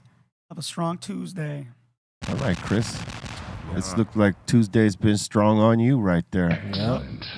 All right. Continue on. Smoke. Smoking. Smoke. Looks like he's got a big mushroom stem in his mouth. But I know it's a joint, but it looked like a big old mushroom stem. You see? Just the way he looks. See? See the way that there's a wrinkle there, like like a finger was in water for like an hour and a half. All the wrinkles. That's the psycho squeeze. Rankles. Yeah. Psycho squeeze. You got to, The joint got rankles. pack that joint a little bit more, man. Come on. That's not supposed to happen. But you enjoyed it, so there. Next, we got Hey, Midget. Les, do you put a glass tip in your joint? Of course. Okay. At least I got that. He's been trying. Yeah. He's been trying. All right, next. Next one, we got Flow72, member from the Bureau TV member Oh, my site. God. Wow. Favorite metal band. Slater. Okay. That's funny. Did you ever get into Slayer, Joe? No. To White Snake was maybe 2 songs. That was as far as I went. oh, man. Next one, we got MF Rogue. Ice Cube sporting the Australian First Nations flag 2023. Boom, bang. Look at that. It was a dope tour, man. Ice Cube and Dub C held it down. So they kill it, man. They kill it. So did Cypress Hill. We sure did. I mean, but I'll let know. you say that. I mean, if you're into like an explosive kind of hip hop band live on stage, if you're into that kind of thing. If you're into that, Yeah. some folks, maybe not. But we do it anyway. It was a really good tour. There's a lot of camaraderie between the acts and individuals, Handled it like grown men. Not that Ice Cube shouldn't be touring, but why do you think Ice Cube does tour? He still loves it. Yeah, that's crazy. Because a guy like him doesn't. It looks like a lot of guys are just, I'm cool, I'm all right. I do a show here and there. It's the same thing He's as Joe always Ray. out there. Joe Ray's been doing this industry for how many years now? 30, 40 years? Oh, 46. 46 years. He don't have to. He could retire because he's got all the accolades and won the trophies and been at the pinnacle. You know what I mean? But because you love it. Yep. How many trophies you got, B? Like, you got like a room full of trophies? I had until somebody told me it's kind of like you're kind of like arrogant. You got all your trophies, and they're each and every one of them come from either Bakersfield, Arizona, and there's a lot of them. I had over 100, maybe about 20 years ago. Wow. And I had to just pull off all the labels, put them all away, and just toss everything. Because you ever like if I was bragging or something, and it was Trevelin came up and told me that one day, and it kind of stuck. I go, you're right. I tossed everything. That's crazy. You ever get like competition, like hating on you, like after you win, like fuck that guy? Always. There's and then especially today with social media and everything going out there, everybody feels they can get behind a computer and say what they want, but now they're getting a little more careless and they're out there running around saying things out there in public, and it's not cool. But yeah, there's always going to be competition, greed, and wannabes. Mm-hmm. Yeah. So I think same reason with Ice Cube. He still loves it. He wants to perform the songs, be in front of people, feel that love and adulation that that they have for him, you know, because he doesn't tour a lot. Lately, he's been getting out I mean, there. to me, he does a lot for like what because he's busy. You know, he has a lot, Well, yeah. he got a lot of stuff going on. He's But got the he's 3 still- League. Yeah, he's got that. He got movies Movies. going on. He's got Yeah. whatever. But he's always on the road. He's always got a show going on somewhere. Ice Cube is playing somewhere. He so works. I give him a lot of respect for that because it's great for the fans because his catalog is amazing. He works and he shows up. Yeah, He And like he's he got is an amazing show. He's fully pro, and people love that about him. Aside, you know, that they already love him for the music. You know, the fact that he actually shows up. And salute to the bro, man. He keeps pushing. We got some more shows coming up with Tim later on in the year in Europe. So, and probably some here in the States too. So check for that. All right, next one. Next one, MF Rogue is back. Decision. All right. Yeah, that sounds pretty alike. I love the internet, man. Yeah. You gotta be coming up with some crazy shit. Well done. All right. All right, next up, Fernando, member of the B-Roll TV site, Zephyr Cove Disc Golf Course in Lake Tahoe. A lot of stoners play up here. Much love, fam. You might see a bald eagle in the tree down there, Mike. We did, huh? We did. Yeah. We were biking through on one of the trails and we seen a bald eagle up in one of the trees. Yeah. It was a big one because we could see him. He was high up. Yeah. Nature. That's funny. Next up, we got Jason Argo, Tell another him member. snacks. This girl has been hanging around here for a minute. I thought this jumping spider left, but she came back. Wow. If you see these, don't kill them. They eat the ones that can kill you or make you sick. Whoa. Look at this bad boy. Or bad girl, rather. Wow. All right. Jumping spider. Don't That'll know. scare the shit out of someone Oh, who's shut got the like fuck up. insect phobias. Yeah, that looks scary, man. That does look crazy. That would freak someone out, boy. All right, next. Next up, Flow72. I've been here several times in my life. Waking up to 75 missed calls and the iconic "Have a nice life" text because you took a nap. Damn. That's messed up. Oh man, You've all been there, I guess. That's crazy. it's possible to be there. Yeah. All right. Next up, Flow72. He's back and he says, took my youngest son in for his first tattoo yesterday. How old is your youngest son? I think he's 18. Oh, all right. I was gonna say, man, he looks kind of young. Flores. That's what you do for your oldest boy. Go out there and get him tatted. Put the family stamp on him. Yeah, damn right. Come on, boy. We taking you to get the family stamp. That snap Go is- get a tattoo, get your family first. Get branded. Damn right. You know how many kids had to hide the fact they got their first tattoo from their parents? I did. Yeah. And you was how old? I don't even remember. My mom didn't like the 18. tattoos. No, I don't know. You were like in your 20s. You had to hide that. I was still hiding it from my mom in my 20s. I Yeah, was. man. Ay, mijito, ¿qué te hiciste? ¿Qué es eso? Eso no es de Cristo. Yeah. I was there. I heard it. That's crazy. That's a big ass tattoo, though. That is a big ass For our tattoo. first one. Yeah. All right, next up. X-ray mission. So real talk. I ordered my first funky and was gassed as fuck for it to arrive. Between I almost cut my index finger off my left hand with a miter saw. Oh boy. What the hell? Been using the middle finger to roll ever since. I see. We're not seeing the top of his fingers. I think you got to scroll the picture down. No, that's the way he Oh, sent that's it. the way he Yeah. probably didn't want to gross us out, Nah, Mai. thank you, dude. On the side with the No, it's on the side right there. Oh, He it's has on an the side. X in the middle. Oh, I hand. see it right there. Yeah, he cut Ow. himself, bro. Oof. Yeah, I've been using the middle finger to roll ever since. First roll was this one. P.S. That's pretty good. Yeah, it is. If anyone wants to see the finger, I got those pics too, fam. Oh, man. No. Same team. Let's see them. Where they at? Submission. Send them to the member site. Let's go. Submission. All right. You play around like that. All right. What are you about to show us right now? Right here's from High F Plus. B-roll pouring that magic in the cup. Look at that. Oh, you see that? How that? Oh, that's tight. Not bad, not bad. Not bad. Excellent. It was just, perfect positioning, Yeah, man. that's crazy. I didn't want to spill nothing.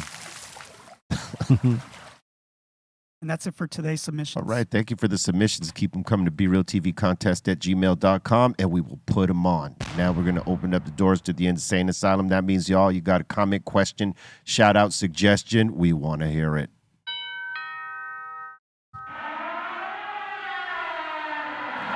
Welcome to the Insane Asylum. Let's do this. All right, let's do this. Let's see if we got some submissions today. On a slow day for that. Here we go. T. Prez. Salute to Joe, true legend of the lowrider culture. That's right. That is not wrong. Hell yeah. Next one is from Matthew Palopoulos. Joe Ray, I want to learn from you. Where can people learn from you, Joe Ray? Or can they? Got to keep on coming back here. Well, you got a podcast too, right? I'm trying to get one off the ground, man, but I got so many other things going on at one time. Yeah, it's hard, man. Yeah. Yeah, I mean, like, But look what you have here. Yeah, you got lessons right now. We got You're- whenever today. you want to come Scary. back and drop some knowledge For on sure. these folks, man, For open sure. door. You know, This has been an 101, interesting 101. conversation. because I mean, you know, why not learn from a master? For sure. I learned a lot today, and I love lowriding. That's why I'm glad to be here today, you know? Because I'll say this about low riding or putting the car together. There's a lot of heartache that goes behind it, a lot of sacrifice. It's just like doing music, right? You got to spend so many hours, you know, dealing with the car if you're a part of putting it together. Like guys like me, I didn't do that because half the time I'm on the road, so I had to send it here, send it there, and then like, so if sometimes you get a paint job coming back you might not like, or maybe you might see it, you like it, but the painter don't. And it's like, well, my name's going on it, and so I'm changing it, and that's it. And you got to like live with that. You might have loved the thing before, but they don't. And then when you get it back, there's other things that might happen with the car, and it's constant spending and constant time. And if you're in a club, events, and when you're new to the club, you got to pay the dues and all that stuff, and all that takes time, takes you away from family, friends, and all that stuff. It's a life, and it's a choice in that culture. And You know, another thing, Joe, that's interesting about lowriding is that where to put the car at. That was my thing, where to put this car at, because at least I had where I lived at, I was able to put it in the back so you couldn't see it, so I could tuck it back there. But when you have a nice lowrider, it's like, you know, where do you park this car? You run out of space. You know, you got to find a place with, back in the 70s, it had room for 20-foot cars. Because today's new homes, you can't fit anything in there like that. Yeah, you just run out of room, man, and you got to take care of these things. You dump so much money into them, you know. You don't want the sun to get on them, no dirt, no. You spend half your time on weekends just cleaning them. But yeah, space is almost costs just as much as Dayton's out there. It's $250, $300 a month for storage for a 10 by 20. if you live on a ranch, you got space all day. Yeah, Man. Get a ranch. That's like why Snoop has this huge compound, because like he got so many damn cars, he can't take them home. Yeah, and then somebody come steal them. That's always my thing. I was scared somebody jump and steal the car. You know what I mean? Yeah. Because I'm out of the house or whatever. So that's was the hard part for me, was finding somewhere to put that car. Yeah. Yeah, because they're nice, man. Same here. I'm still, you know, I got to figure out a couple cars. Yeah, man. All right. I think you got another one. All right, we got Alex Beda. Salute and big respect to Joe Ray from Canada. I'm actually a prospect in luxurious Quebec City, and I ride an 86 Monte Carlo. 2 pumps, 4 battery piece. Wow. That's tight. Nice. You know, I'm surprised with the cars out there in Canada. yeah. The quality, man, they cross that border and come on in. In Portland, not too many years ago, man, I saw a lot of that come in right across the border, pull up, and you talk about competition, they had better rides in that representing city. It's great to see that so many have stepped up. Yeah. You know, where a lot of places were behind for a long time, but now you go into those same places and they got some pretty badass cars. It's amazing to see that culture just spread around the world like that, though. You know, just lowriding. There's people that they like. I mean, to me, lowriding is back big today. I think a lot of young kids are low riding again. People are always going to say low riding isn't what it used to be. No, it's like, popping okay, right you now. can. Well, it's never going to really be like it used to be. I mean, the music that we listen to on our cassettes. I mean, that music was brand new. It was coming out, blasting on a radio back in those days, and those cars were paper plated. Yeah, things have changed, the styles and everything, but today it's evolved. And it used to be mostly Hispanic back at that time, predominantly. It's probably 60% now. I mean, there's whites, blacks, Asians. Yeah. Everybody's into it. The kids are into it. All kinds of different countries out there are low riding, and it's a great thing now, man. Mm-hmm. I love It's to see bigger than ever, and it continues to grow every day. Yeah, I don't think it's ever going to go anywhere because, No. I mean, when you still got every other video with the artist using a lowrider in it, it's constant promotion of the culture unconsciously. You know, the video says, or the director says, "Oh, I see you ripping down the street in a low," right? So they film that. And even though it's not made for the lowrider culture, it keeps it going strong because the first thing you see is this rapper or, you know, whatever singer, any kind of artist in this vehicle. And so immediately, you know, you get sparked by that. And it continues to like keep the culture in people's eyes, in other words. Because what do they see? You know, when you don't see something for a long time, people tend to forget. But when things are in your face, you won't forget it. And It's irrelevant. Yeah, it stays relevant and it keeps the culture thriving. I ain't gonna lie to you, man. Jumping in a lowrider my first time, I'll never forget it. Just like to just dip, to just bzz, and hit you, and you're hot. Yeah. Oh man, it's an unexplainable feeling, man. It's like you feel so West Coast. You just feel like, I'm telling you, it's just an amazing feeling to have a lowrider. There's no feeling like rolling with a crew. Yeah. Like 20 deep. Everybody's cars looks, you know, everybody's rubbernecking at the line. Yes. And everybody's standing tall, like rolling. I mean, it's a crazy feeling, like being a part of that convoy of badass cars. You know, if yours is standing up with it, it's a feeling of pride. For sure, It bro. feeds your ego and all that, you know? And the women, Yeah. they love it. They love those cars, man. They're everywhere. They go hand in hand always. I see a low rider, I see the woman right there. Boom. Well, the models from the car shows and things like that, for sure. And then, you know, women are That all went with enthusiasts it. too. You see a lot of chicks Yeah. building cars Hitting now. switches. I seen the one the other day. Their own car clubs. Yeah. It's cool. They're more involved now than ever. Yeah, and they got some badass cars too, because like, you know, I heard you say this many a times in some of the meetings, is that, you know, the car is the extension of the person. Like, this is your personality going out into the car. You know what I mean? In a lot of cases. So, you know, you just think someone's personality come out in the car, man. It could be really colorful. It could be really dark, right? Like Twilight Zone was really dark. Dark. Oh, yeah, it was. Right? That whole theme and everything. Yeah, the whole theme. And some cars are brighter, and it takes on, you sort of take the car takes on the character of you. If you're not like one of those loud folks or whatever, or just if you take on a darker theme, you know, that car is representative of you. You might be like that car. You know what I mean? Do you name every car? You name them?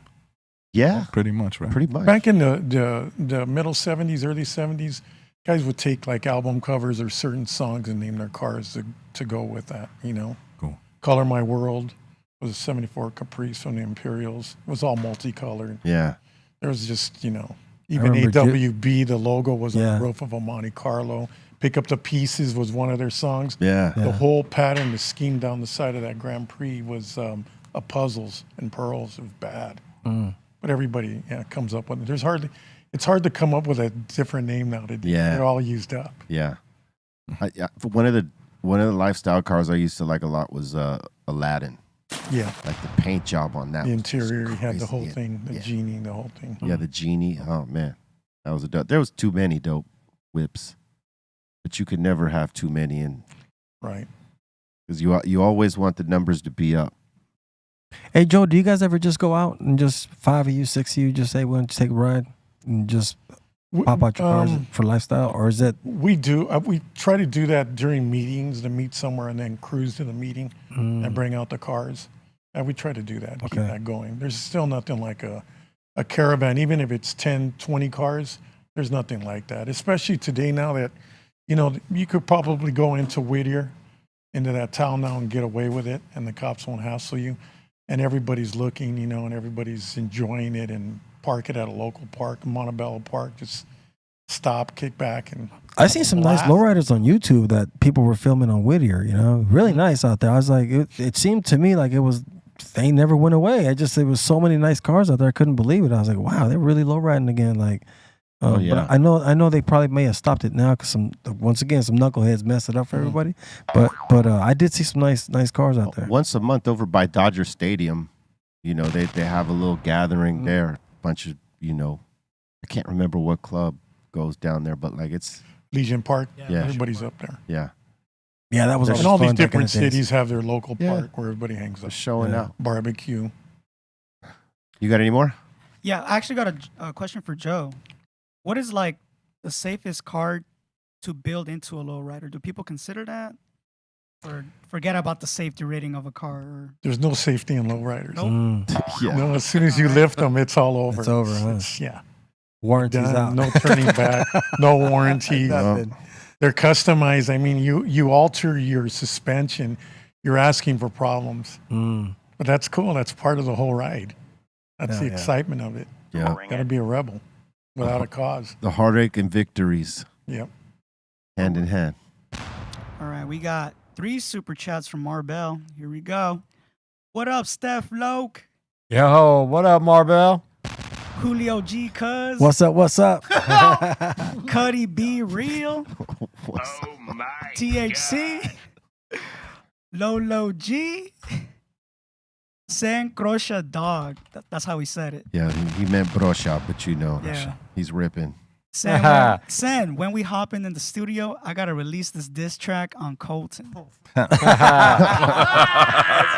that was the first one. Him and Colton are forever locked in a battle. That's tight.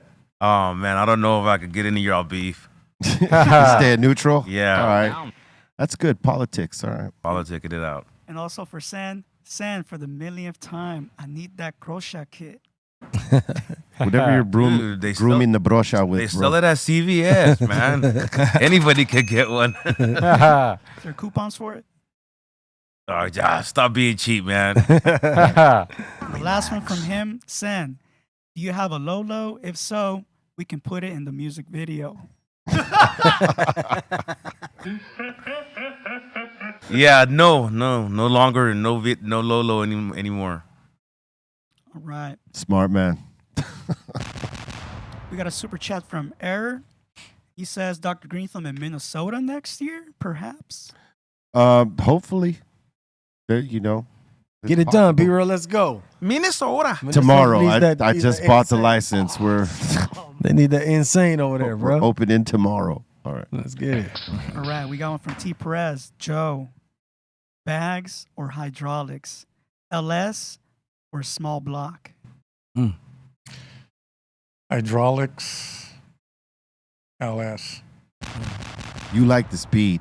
Same here. Power, dependability, everything. You want that big ass car moving fast. Yep.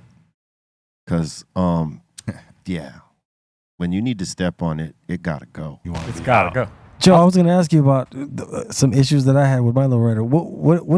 How do you deal with the tow truck situation when, you have to have a good relationship with tow truck people to move the car if something happens? That's even more than storage. Yeah, you have to, man, and you need the right person and you got to find the right truck that doesn't bounce around a lot. And it's how they strap them down and how they tie them down because, you can ruin a quarter panel if they pull too tight in the back. They have to cross. I didn't know that. Strap them down. It's better off on a flatbed, right? Always on a flatbed only. Always on a. But in today's times, unless you're going to travel to a show, 4 or 5 hours away, then you have to, tow them. But mostly 90% of the cars a day, if it's local, they ride right in. They roll in, chrome and all. Yeah. Yeah, there's a lot of car clubs like High Class are complete undercarriage, chrome locked up. And they drive it in. They hop and they drive. I can imagine Show and go. what the cleanup is when they get there. That's why, and I told you earlier, nobody should have to go through an undercarriage. Maybe once in their life, maybe 2 times, but it's, no. It's a lot. Spend the rest of the money on body modifications, paint and interior, and get out there and drive it, because you can spend 2 days cleaning down an undercarriage. And then the chrome today isn't what it was 10 years ago. Or getting it from Arizona or out of state. It just, the chrome today, you got to wipe it down with a T-shirt. Back in my days, I could still take Dress to Kill. I could take steel wool, of course, 00, and clean my chrome with that. It doesn't scratch it. Today, you need a T-shirt. Chrome is not what it used to be. What's the prices on these Lolos? Like if I wanted to buy something already custom now, decked out. The best thing you can possibly do if you want one of those styles model makes of cars is buy one that's a survivor. Because there's a lot of aftermarket parts now, but that stuff's made out of paper and it doesn't really fit. And then like most of the cars from the late 60s and 70s, you got to go on eBay. They're not even in the junkyard no more.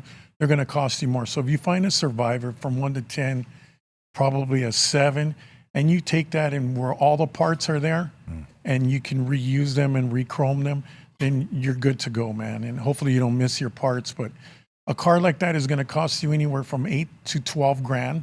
A paint job today, the right materials are going to cost about 10 grand. Oof, yeah, just to paint, primer and all that other stuff.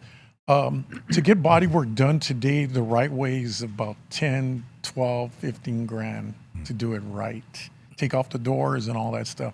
To get the right paint job with materials, you're going to spend 15 grand there too. Paint jobs today, if you want them to last, some of my cars that I still have, the paint jobs are all there. Wow. You get what you pay for.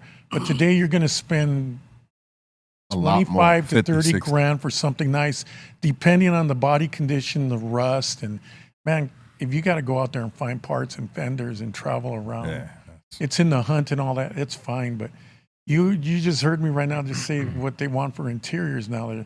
$10,000 looks like $1,000 now. You got to spend $15,000, $20,000. So, a car today is going to take you 4 or 5 years if you don't go to a scandalous shop, pyramid game. You come into my shop, I'll take that money to finish that car back there that's been waiting for 2 years. That's what's going on today. Sometimes it's not worth building one, and unless you acquire the skills to paint a car, or you got friends in a car club that can help you weld and all that. But you're going to spend 5 years. At least 65 grand. If you're doing it from scratch. Wow. Yes. It's cool. It's not bad. What, 10,000 a year? 15,000 a year. It's good. It's not. But it depends what you buy, though. Yeah. You get a 59, you're asking. And the mechanics got to be. I go LS. They are technically wise. They're a pain in the ass to put in, but they're well worth it, man. Joe, where do you find those old school cars right now? Is it still like the Midwest, the East Coast, or you know what I mean? Because people used to say that that's where you can find, because they're not so on them 64 Impalas out there like that. Is that still true, or junkyards? You'll find them back east, but then or even if you go up to like the Portland area and Seattle and all that, but it rains so much out there, and they put those cars out in the field, and they rust. They look good from the top half up, but they rust. Yeah, they're hard to find. Especially Everybody knows the game now. How much they're worth. I don't care who it is. The old lady in Tennessee with that, all of a sudden they're just something way back she knows what they cost. Yeah, that's crazy. And it's crazy because the East Coast cars, those come, you're going to get rust situations with that because of all the salt on the ground. Put in brand new belly pans, maybe even change out the frame. But people are doing that all day long. If they're going to drop the frame, they might as well. So. Yeah, it's in their best interest to do that. Yeah. But when you got an East Coast car. Exactly, Because it'll have those issues. They all got them. And it's that salt on the ground. When it snows, they got to put the salt on the ground and all that. Eats up the cars, man. And the reason why those cars are around is because lowriders favor them, right? Yeah. But if you go take a 77 Grand Prix or even the 74 Caprice, they're hard to find. because there's no interest in them, and they just go by the wayside or junkyard. They're crushed, and they're just no longer out there. God forbid you find one that's not a survivor. Good luck building one of those. You're going to have to go all over the place looking for those parts. Let me ask you this in regards to parts. China makes everything. Do they make lowrider parts? Do they do like bootleg lowriders in China? Because, you know, they just jack everything, right? You'd be surprised that a lot of the aftermarket companies out there, that most of the parts that they do make for these cars, they're made in China. Well, they have to, I guess, to run a business like that to be successful. Yeah, that's why, I mean, you it know, just seems the like... gauge of metal is a lot thinner. I don't know, you know, like you can put together a 50, you could put together the 58 now. They make the fenders, the doors, they make everything for them now. I mean, they're not, unless you find one that's cheering, there's hardly any more because all the lowriders ran through them. And you know what we do to those cars, Right. and what's left of them after, if anybody wants them or whatever. So they're dinosaurs. But to put on thin sheet metal that doesn't even fit, you're just asking for more problems. I mean, the 69 Impala has that football-shaped quarter panel by the skirts. The quarter panels that you buy for those cars today, they're just flat. So you have to have some good metal man go out there and make you that And shape. mold it, Because right. because the front has that shape too on the front fender. That's what makes the car, you know. Yeah. And those are the things you go through. It's all those little things, man. Oh yeah. When you get into it, that's when you find out. Unless you got someone that's in the culture already, and they'll tell you what you're in for. Mm-hmm. Like, okay, you want to do this? Let me tell you what you're up against, so that you know. And then you got to make your decision. Like, are you willing Yeah, to go through all the The things? time it takes, you know. The Too time. late to turn back. I Yeah. remember back in the days, somebody, I forgot who it was, they told me, hey, when you buying an old car, let's not forget that's what you're going to get, an old car. Yep. So you're going to have problems. Yeah, I mean, you know, you can build it as best you can. Something might happen, but that's the nature of it. If you love doing it, you're going to deal with it and keep pushing like you always do. And you know, But look at the influence from lowriding where it's at today. I mean, Yeah. if you go to SEMA, look what SEMA was like 15, 20 years ago. You were lucky if you saw one lowrider. You see a lot of lowriders today, and they have Lamborghini emblems on them. They slam them down to the floor. They may put airbags on them. But everything, you know, when they used to look at a lowrider, it's on the floor. That's not me. That's a lowrider. Yeah. Everything's on the floor now. Everything has the influence of lowriding. Doesn't matter the wheels or style now.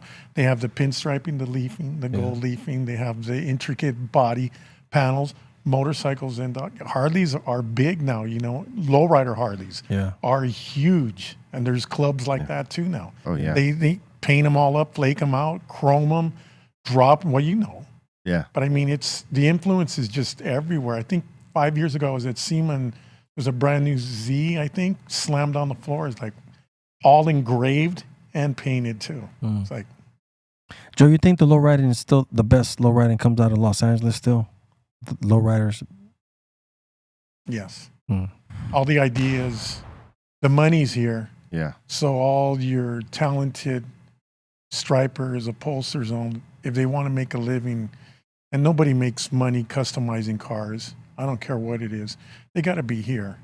I mean, it's like Disneyland, the artistry, it all starts from here and then it goes across the country. Yeah, that is one of the cultures that started right here. You can't go, if I was from New York and wanted to build a lowrider or anything that was going to be the baddest out there, I'd have to ship it out here.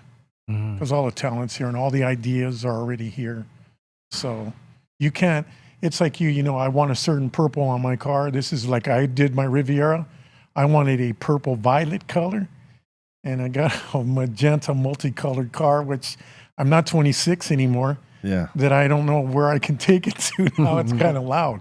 But you know what you want, and to express it to somebody, your vision, it's hard to get it. Over here, you can. Yeah. Yeah, you can. You definitely can. There's a lot of talented Yeah, painters a lot of and upholsterers out there that just kill it. Yep. And if you got a good concept, I mean, you're gonna spend more.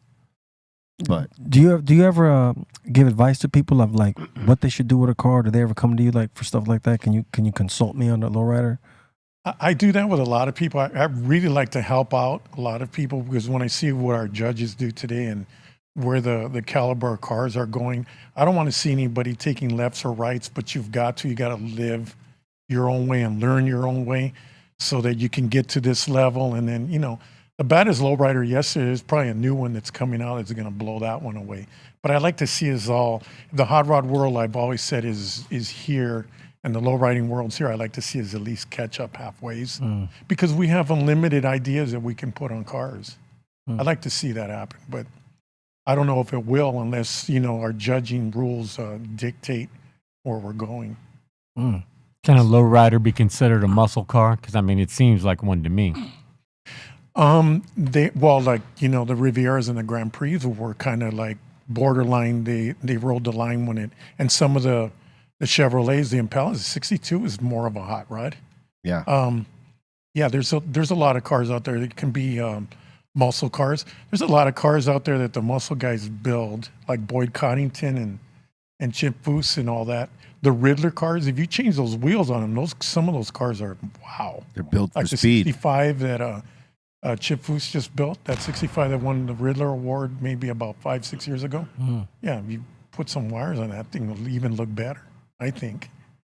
What's a car that you've seen that you said, oh wow, I never thought this would look nice as a lowrider, that caught your eye like that? You have to be careful because back in the day, the cars that were badass back then, you have to be careful how you bring them out in today's times because if they're accepted, and there's a lot of those cars like the 69 Grand Prix or like my Eldorado that you can bring a car out like that. It's never been done or they haven't been seen by the generations today. You just can't come out with a multicolor purple, green, and all the magenta car like that. You have to ease into the picture and come in with a dark, straight candy and make it grow with them. And once it grows on them, then your second time around, you can try and go into maybe flake and a few patterns. That's the same thing I did with my Eldorado. That's why I could have seen myself going a little exaggerated on the paint job, but I had to come in and fit in, especially a car like that not being done ever. It's a one-off. But you'd be surprised, the Kennedy car, John F. Kennedy. Yeah. Everybody loves those cars. If they're lowriders, a lot of lowriders hate big wheeled cars. They hate them right off the bat. It's like, what are you doing? Why was that in the magazine? But if you always threw a Lincoln in there, no matter what wheel it was, they appreciated it. They liked it. Just like the Harleys came into the people love picture. Lincolns. Yeah. They allowed it because everybody likes a Harley. Everybody likes a Lincoln. I like to see a 4-door Lincoln, but I like to extend the quarter panel a little bit and make that door longer, turn it into a 2-door, and suicide that door and then rake that roof down a little bit, and that would be bad. Sounds like a new project. For you.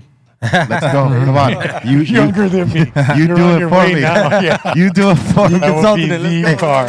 Before we go, let me ask you this: if the Peterson Museum asked to put Vegas in Dress to Kill, would you? We're supposed to have one in next year. There's going to be another lowrider themed out exhibit. Oh, Nice. that's great. Supposedly I'm the curator for that, so we'll see. And I know they wanted one of those cars, but it'd be nice to get them in there. That'd be Hell great. yeah, it would. That'd be great. Those cars got so much history in their iconic cars. And there's not too many of them left. Gypsy Rose, the lacquer, I know there's problems there. There's not Lethal Weapon. That was one of the top Yeah, I cars remember ever. that too. Yeah. It's not around. Local 64, I know he's rebuilding and repainting that car, but if you go back into the days, there's only a few cars left in our history. That are still making the rounds. And those because of those guys that don't want to show their cars too much. Yeah. See? Yeah. Word up, man. We want to thank you for sitting in with this, Joe, first of many times. And you should let these folks know where they could find you so they could, pick up the gems you drop on your IG. Okay, you can always reach me. You can always catch me at Joe Ray Original Lowrider on Facebook or Instagram. Or you can find me and email me at originallowrider.com. I'm out there. Started a new brand, Be Real, it broke away. It all came to an end for Lowrider. Right. about 3 years ago. Everything came to an end for trucking. All the magazines, everything all closed up. Right.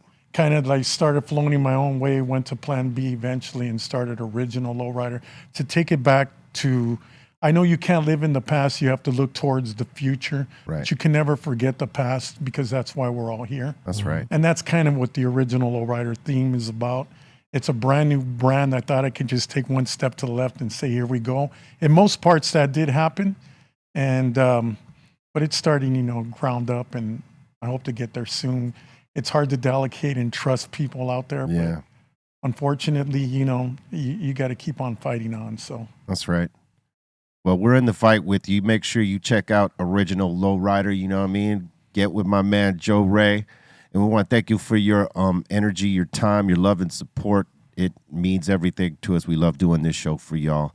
And salute to every one of you. Make sure you know that we got a mix coming on after this. Just stay on Twitch if you're already locked in. If you're on YouTube and anywhere else, come on over. B_Real TV is the place. And we're going to pop some mixes off for you shortly. Julio G, you got any shout outs? Shout out to everybody tuned in, checking us out. It was a pleasure talking to you today. It was just great today, man. So nice to meet you, Joe. And thank you to everybody tuning in, checking us out. We'll be back next week. That's right. Less. Yo, shout out everybody on the chat. Big Joe for coming through, the whole crew over here. If you're checking for the Psycho Less merch, go to the psycholessshop.com. If you're on the IG, follow me, psycholess.official. And if you like drinking beers, it's Psycho Less Beats and Beer. And it's Tuesday, get ready for the mix. Word up. Rah. Shout out to Dom and shout out to Joe Ray for coming through. Learned a lot. And man, can't wait to buy some Hot Wheels later. Save Town. Yo. Shout out Mark Sargent, Karen B, David Weiss, B, Joe Ray. Nice to meet you. Legend. thank you. Real OG. Julio G, Psycho Leezy, Ray Morning Shot Films, Taryn at Velvet Hammer, The Dom. Bolton, what up? Miss you, dog. Aton, Pedro, Avi Lopez, and E-Zone, C-, Trace, all y'all out there in the Asylum, the 5150s, Twitch War, Discord. Y'all have a good one. Snacks, what's up? Same team. He's riding. Senduk. Yeah, everybody down in Southgate, California, big up. All the homeboys on Cypress Avenue. That's what's up. You got a vision, move to it. That's only one way to do that is go toward it. Don't make no excuses. Deal with the obstacles, move around them, get over it. Put your ego aside sometimes and keep pushing because you could do anything you could put your mind to. Build a car, make songs, get on the turntables and flip the fucking party. It's all about the hours and the love you put into it. All right, swallow that.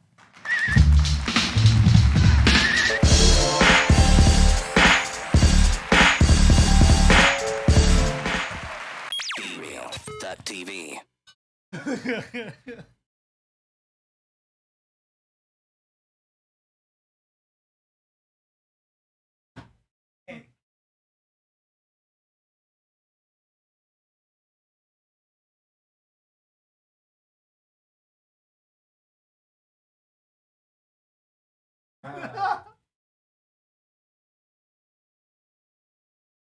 It's all right.